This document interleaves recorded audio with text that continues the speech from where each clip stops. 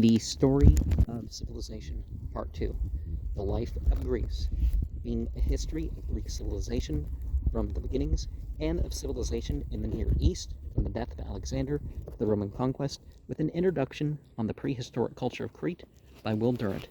Chapter 13, The Morals and Manners of the Athenians. Section 2, Education. Athens provides public gymnasiums and palastras, and exercises some loose supervision over teachers, but the city has no public schools or state universities, and education remains in private hands. Plato advocates state schools, but Athens seems to believe that even in education, competition will produce the best results. Professional schoolmasters set up their own schools, to which freeborn boys are sent at the age of 6. The name Paedagogos is given not to the teacher, but to the slave who conducts the boy daily to and from school. We hear of no boarding schools. Attendance at school continues till 14 or 16, or till a later age among the well-to-do. The schools have no desks, but only benches. The pupil holds on his knee the roll from which he reads, or the material upon which he writes. Some schools, anticipating much later fashions, are adorned with statues of Greek heroes and what are considered the gods. A few are elegantly furnished.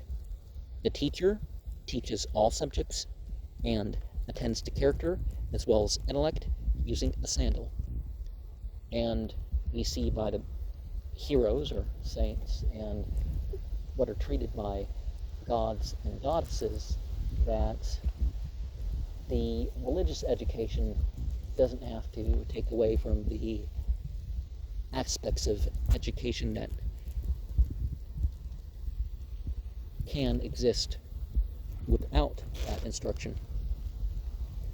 In one of the pictures at Pompeii, probably copied from the Greek, we see a pupil supported upon the shoulders of another and held at his heels by a third, while the teacher flogs him. The curriculum has 3 divisions: writing, music, and gymnastics. Eager modernist will add in Aristotle's day drawing and painting. Writing includes reading and arithmetic, which uses letters for numbers. Everyone learns to play the lyre, and much of the material of instruction is put into poetical and musical form. No time is spent in acquiring any foreign language, much less a dead one, but great care is taken in learning the correct usage of the mother tongue. Gymnastics are taught chiefly in the gymnasium and the palastra, and no one is considered educated who has not learned to wrestle, swim, and use the bow and the sling. The education of girls is carried on at home and is largely confined to domestic science. Outside of Sparta, girls take no part in public gymnastics. They are taught by their mothers or nurses to read and write and reckon, to spin and weave and embroider, to dance and sing and play some instrument. Monasteries were where a lot of the martial arts were developed.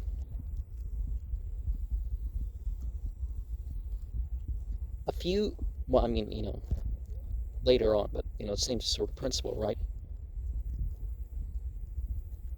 A few Greek women are well educated. It tends to be Buddhist monasteries, but you know what I mean.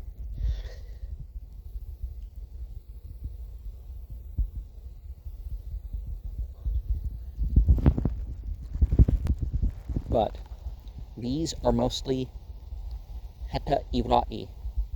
For respectable ladies, there is no secondary education until Aspasia lures a few of them into rhetoric and philosophy.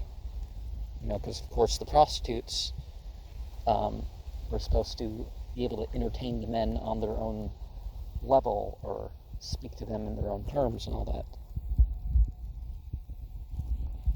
Higher education for men is provided by professional rhetors and sophists who offer instruction in oratory, science, philosophy, and history.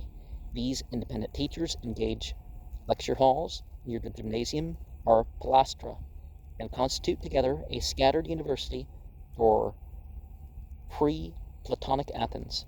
Only the prosperous can study under them, for they charge high fees, but ambitious youths work by night in mill or field in order to be able to attend by day the classes of these nomadic professors. When boys reach the age of 16, they are expected to pay special attention to physical exercises. A lot of people would hit puberty at 15, 16 years old. In the ancient way of eating, as fitting them in some measure for the task of war. Even their sports give them indirectly a military preparation. They run, leap, wrestle, hunt, drive chariots, and hurl the javelin. At 18, they enter upon the second of the four stages of Athenian life: Pais, Ephabos, Aner, Geron, child, youth, man, and elder, and are enrolled into the ranks of Athens' soldier youth, the Etheboi. This institution, however, cannot yet be traced back beyond 336 BCE, but that doesn't mean that sort of thing didn't happen before that. Because I think most societies, they want to get the young men ready, which is why, as opposed to the females, they don't marry you right away. They wait till you build up your strength and your skill and your savings and all that sort of stuff. You get some animals to yourself and that sort of stuff.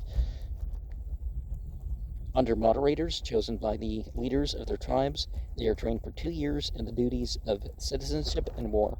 They live and eat together, wear an impressive uniform, and submit to moral supervision night and day. They organize themselves democratically on the model of the city, meet in assembly, pass resolutions, and erect laws for their own governance. They have archons, strategoi, and judges. For the first year, they are schooled with strenuous drill and hear lectures on literature, music, geometry, rhetoric. At 19, they are assigned to garrison the frontier and are entrusted for 2 years with the protection of the city against attack from without and disorder within. Solemnly, in the presence of the council of 500, with hands outstretched over the altar in the temple of Graulos, they take the oath of the young men of Athens. I will not disgrace these sacred arms, nor will I abandon the man next to me, whoever he may be. I will bring aid to the ritual of the state and to the holy duties, both alone and in company with many. I will transmit my native commonwealth, not lessened, but larger and better than I have received it. I will obey those who from time to time are judges. I will obey the established statutes, and whatever other regulations the people shall enact. If anyone shall attempt to destroy the statutes, I will not permit it, but will repel him, both alone and with all. I will honor the ancestral faith. The Etheboi are assigned a special place at the theater and play a prominent role in the religious processions of the city. Perhaps it is such young men that we see riding so handsomely on the Parthenon frieze. Periodically, they exhibit their accomplishments in public contests, above all in the relay torch race from Piraeus to Athens. All the city comes out for this picturesque event and lines the 4.5-mile road. The race is run at night, and the way is not illuminated. All that can be seen of the runners is the leaping light of the torches that they carry forward and pass on. When at the age of 21, the training of the boy is completed. They are freed from parental authority and formally admitted into the full citizenship of the city, which is why in some traditions at 21, basing things off the Greek, largely,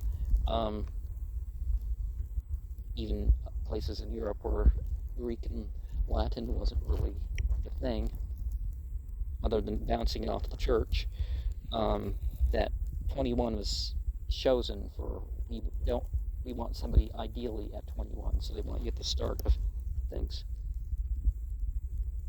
Such is the education eked out by lessons learned in the home and in the street that produces the Athenian citizen. It is an excellent combination of physical and mental, moral, aesthetic training of supervision in youth, with freedom and maturity, in its heyday, it turns out young men as fine as Indian history. After Pericles, theory grows and beclouds practice. Philosophers debate the goals and methods of education, whether the teacher should aim chiefly at intellectual development or at moral character, chiefly at practical ability or the promotion of abstract science, but all agree in attaching the highest importance to education. When Aristippus is asked in what way the educated are superior to the untutored, he answered, as broken horses are to the unbroken, and Aristotle to the same question replies, as living are to the dead, at least as Aristippus, if the pupil derives no other good, he will not, when he attends the theatre, be one stone upon another.